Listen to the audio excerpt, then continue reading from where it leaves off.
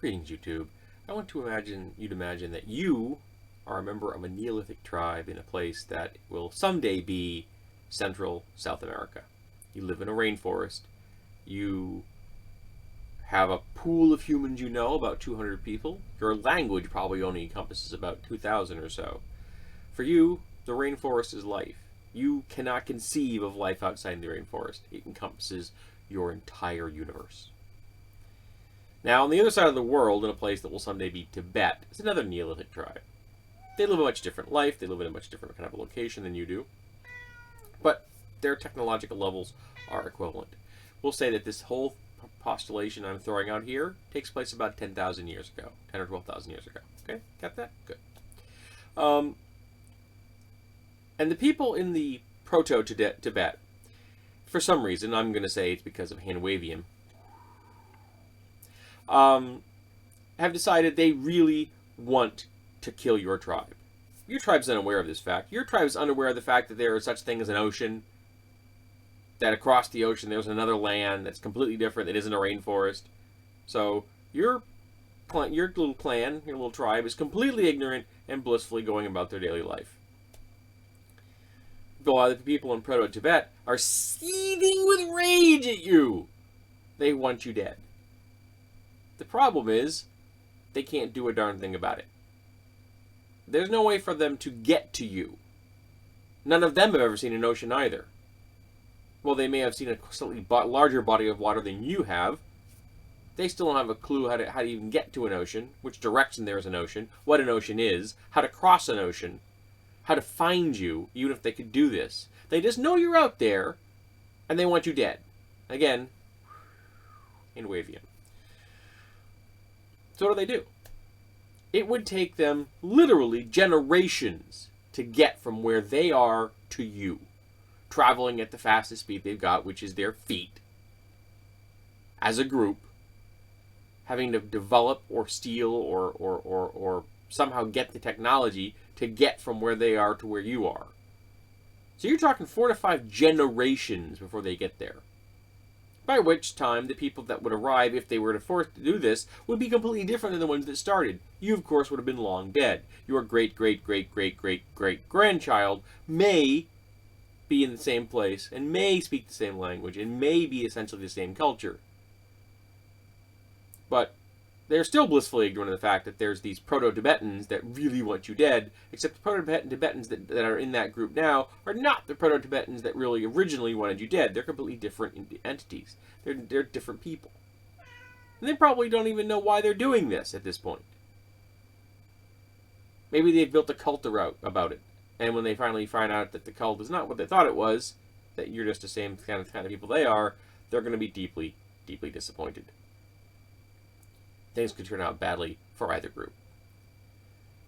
So you're asking yourself, why am I discussing Neolithic force projection, which is something which is a bit of an oxymoron, because the Neolithic peoples really didn't have force projection. Well, I'm not actually talking about Neolithic force projection. What I'm talking about is interstellar war. And the fact that with interstellar war, one group can be completely ignorant of the fact that another group even exists. And even if that second group really wants them dead, because of the distances we're talking, or it wouldn't take 100 years to get from one place to another if they were to dedicate all their resources and all their people to it, it could take 100,000 years to get there because of that nasty light speed barrier. And I'm discussing a relativistic universe here, ours. At this point in time, while there are certain theories floating around out there, the ability to surpass the speed of light is a no-go. Though I have faith that someday we may be able to get as close to the speed of light as you can get to without actually having to worry about that little conundrum. As you get closer and closer, you just can't do it. You're pushing more and more energy into speed, which means you have less and less energy moving through time, and eventually you just get to the point where you can't go further because you're frozen in time, essentially. If you've got mass, you can't go faster than the speed of light. So, why am I bringing this up? Because I see it again and again that you have intergalactic war between different factions. Now, sometimes it's just because we want to do wargaming that would have normally been done in the past between European countries on a bigger scale, because we like big scales. We like big shiny ships and lasers and bombs and zooming from star to star and exotic planets. We like that stuff. It's science fantasy. It's cool. It's space opera. We love space opera. I love space opera. Who doesn't love space opera? But it doesn't make any sense from a realistic view. Space is big. Really big.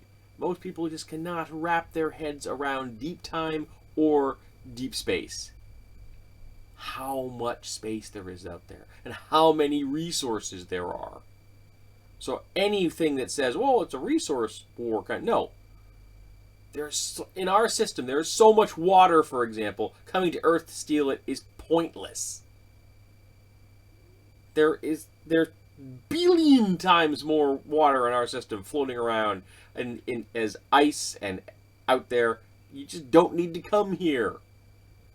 And any of the minerals we have here are out there on rocks floating around that don't have huge gravity wells, that don't have atmospheres you have to fight through to get to them, that don't have indigenous people that are willing to point weapons at you and kill you to get them. You can just land on a friggin' rock and take the minerals.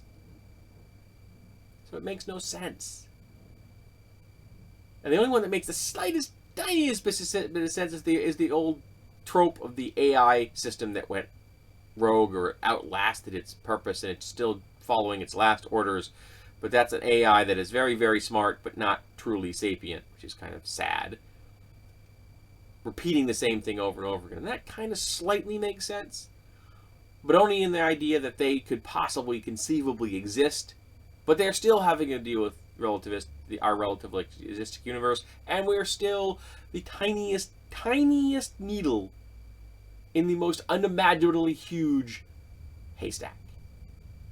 So the chances that they would find us and pose a threat to us is really small. No, I love space opera. I do. Star Trek, Star Wars. Star Wars being one of the best examples I can think of. I love that crap, man. It's fun when it's done well. But I am just sick to death of people trying to explain it scientifically. It's an old, tired trope of using that same theme. Well, the aliens will show up and do this and that. No, they won't show up and do this and that. It's too friggin' big. Distances are too large. You can't have interstellar war. And doing it for resources, say it's a species that have left their planet and it's become complete nomads, so they don't care that it takes 100,000 years to get someplace. Again, there's no reason to do here now. Space tourism, that could be a thing. If you just want to visit exotic places and talk to exotic people, that could happen. But you're not going to want to do it as an invaders because that isn't going to work.